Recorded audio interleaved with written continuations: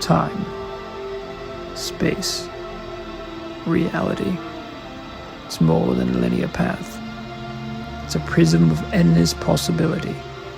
A single choice can branch out into infinite realities, creating alternate worlds from the ones you know. Wow, I am the Watcher. Follow me and ponder the question. What if? What's up, guys? Welcome back to Marvel Madness, or Marvel's What If in Review. My name is Kyle.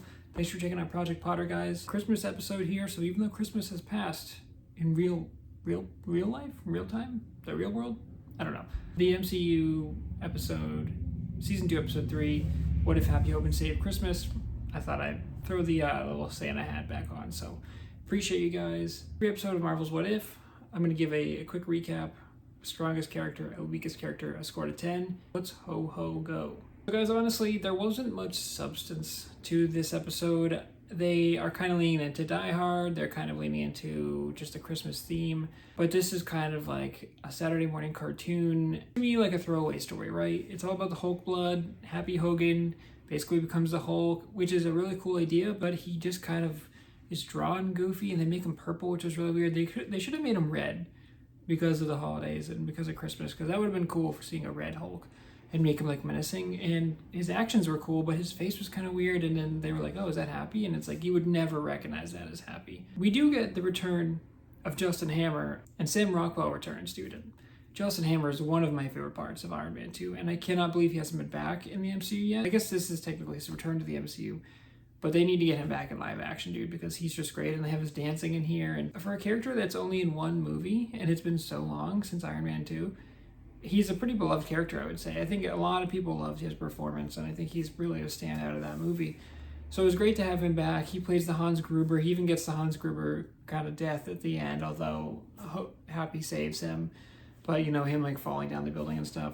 Kind of all over the map, guys. Project Potter review. Kat Dennings returns as Darcy, and Darcy is hit or miss for me. Sometimes I think she's really funny, but a lot of times I think she's just kind of cringy. I liked her in this episode, but, you know, Happy's like, dude, you're annoying, go away. And it's like, when other characters are saying that your other character is annoying, that's kind of a bad sign, because it means that the audience probably thinks it's annoying too. So, you know, all due respect to Kat Dennings, I'm not sure that that's the best character, and she's usually with Natalie Portman, but Natalie Portman wasn't here, so it was kind of just Kat Dennings overload.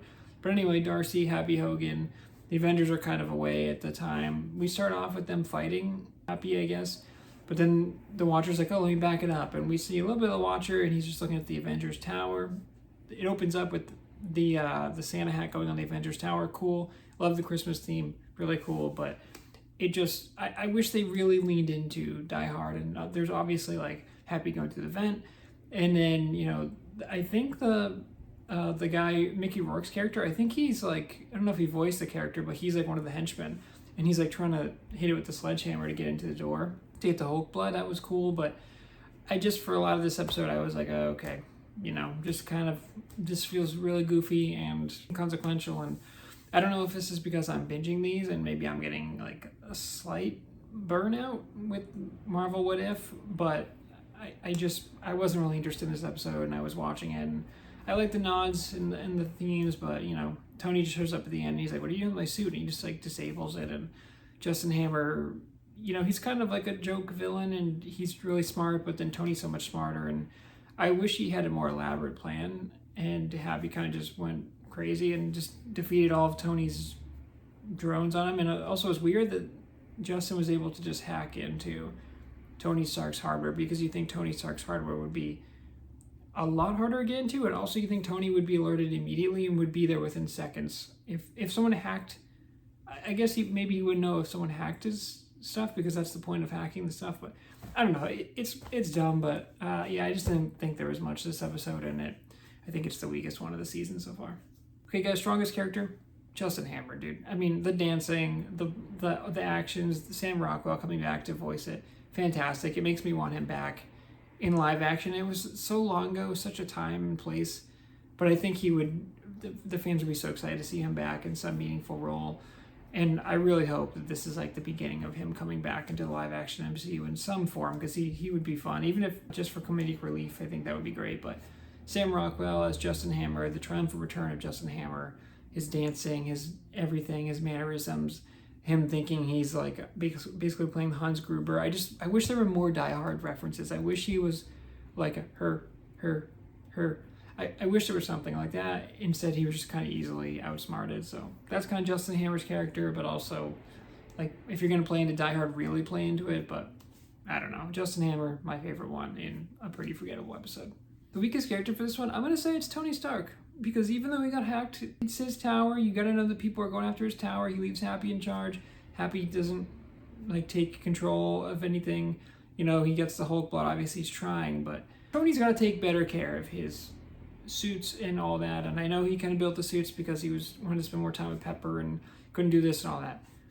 But Tony Stark, you got to be better, man. You can't be finding out at the end of the mansion, showing up like hours after, you know, Justin Hammer's taking over the Hulkbuster and going through your tower.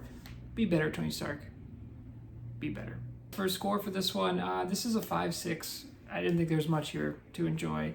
They tried, but it just was too goofy. And I mentioned last episode, guys, that last episode kind of felt like a nice movie in a way with the high quality. This one just feels like, yeah, it's a inconsequential Saturday morning cartoon.